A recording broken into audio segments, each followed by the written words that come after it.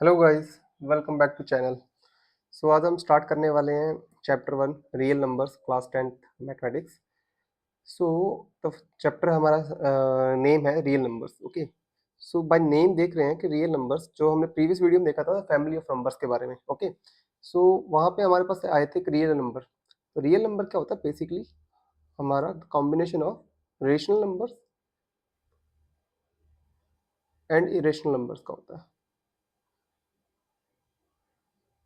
ठीक है।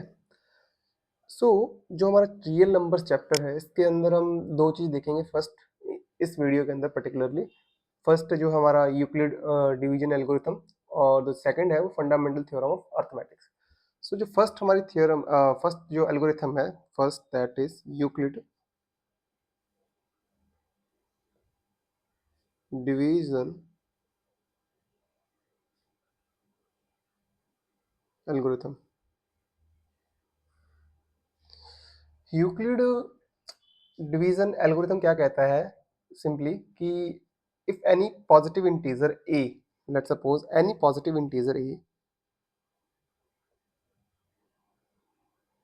let's suppose any positive integer a, okay, can be divided by another positive integer b in such a way that it leaves a remainder r. Okay, that is our remainder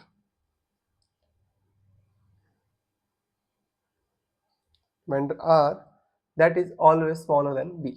Okay, it means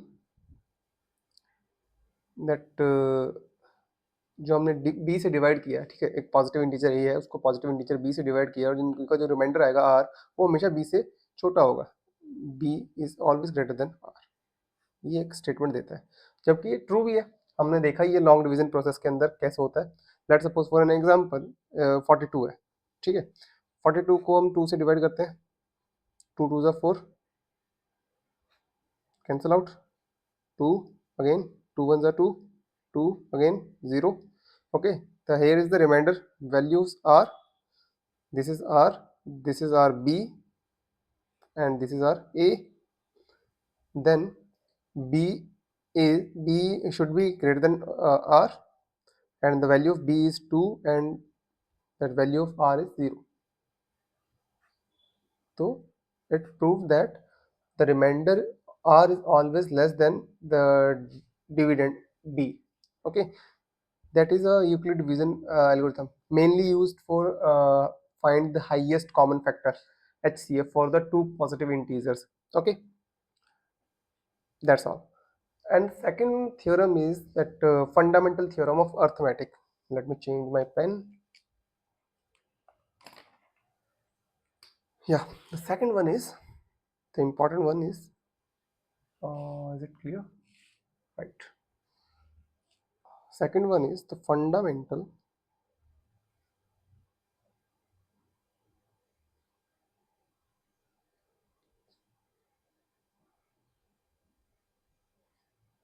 theorem of arithmetic.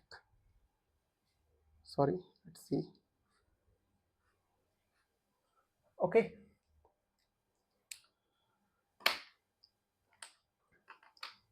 So in fundamental theorem of arithmetic, we do some something multiplication of the positive integers. Okay, so we already know that every composite number can be expressed as a product of their primes in a unique way. Okay, for let's suppose 42, for example. 42 is basically nothing but 2 into 21. Okay, 21 further can be divided by, let's suppose 3, that is 7. 21 0, it means 42 can be written as 3 into 2 into 7, right? Or accept the order 2 into 3 into 7. 2 is also prime, 3 is also prime, 7 is also prime. These are the prime numbers. So the statement is very important. Statement is that every, just write it down, the statement important one. Every composite number can be expressed as a product of prime in a unique way.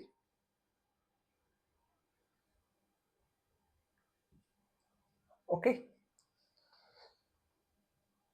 Here the fundamental theorem of arithmetic basically used for uh, two main applications. Okay, the first main application, let me just partition the first two application. The first application is to prove the irrationality of many numbers. Okay, the first is to prove whether the number is irrational or not.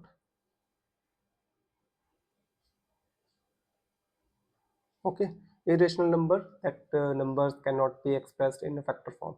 Okay, factorization cannot be possible for that numbers, that is irrational number.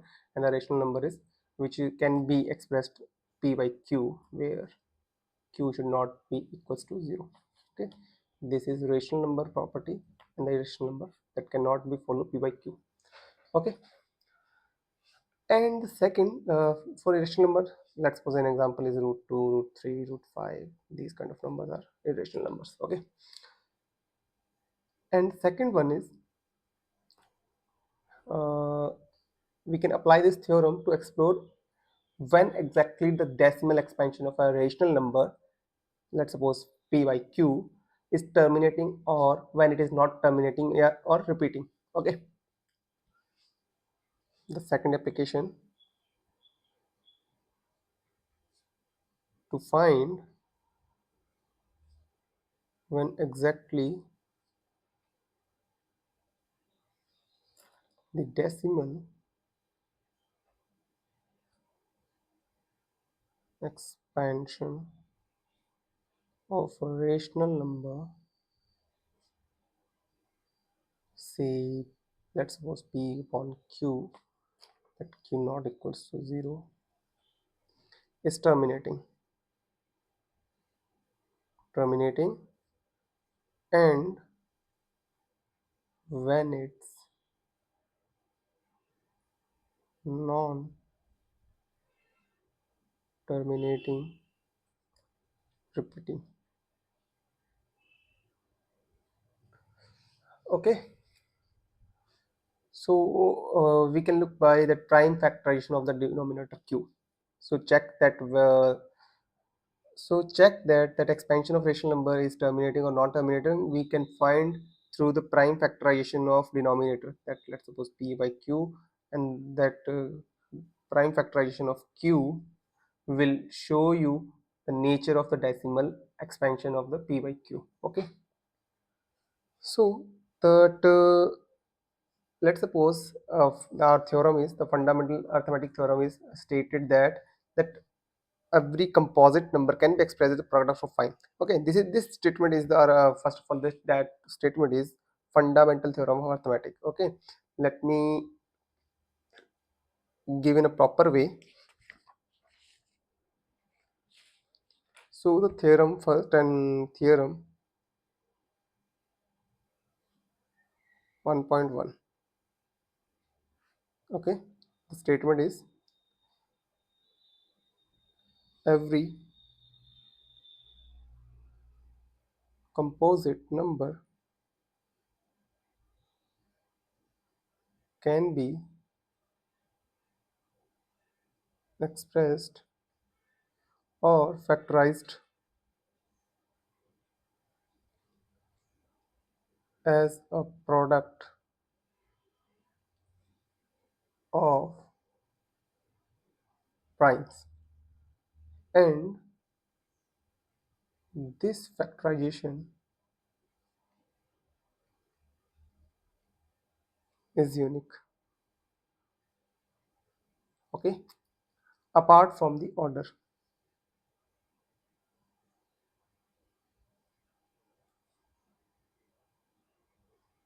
in which the prime factor occur.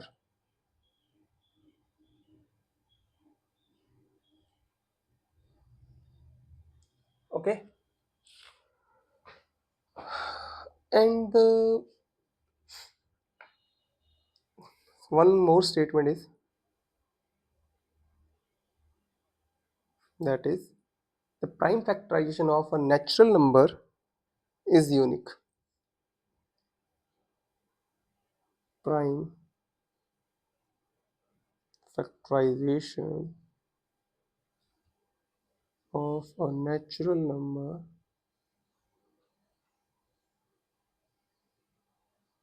is unique. Okay, except the order of its factor. Okay, same line.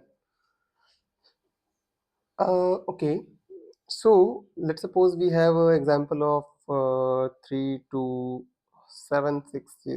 That is the, let's suppose, a composite number, or okay, so that number can be factorized like this: 2 into 2 into 2 into 3 into 3 into 5 into 7. Okay, so these all are prime numbers, and that can be written as, let's suppose, 2 raised to power 3 into 3 raised to power 2 into 5 into 7. What our theorem says: every composite number can be expressed into a factor of the product of primes. These are all the prime numbers, and their product is shown as a composite number. Okay,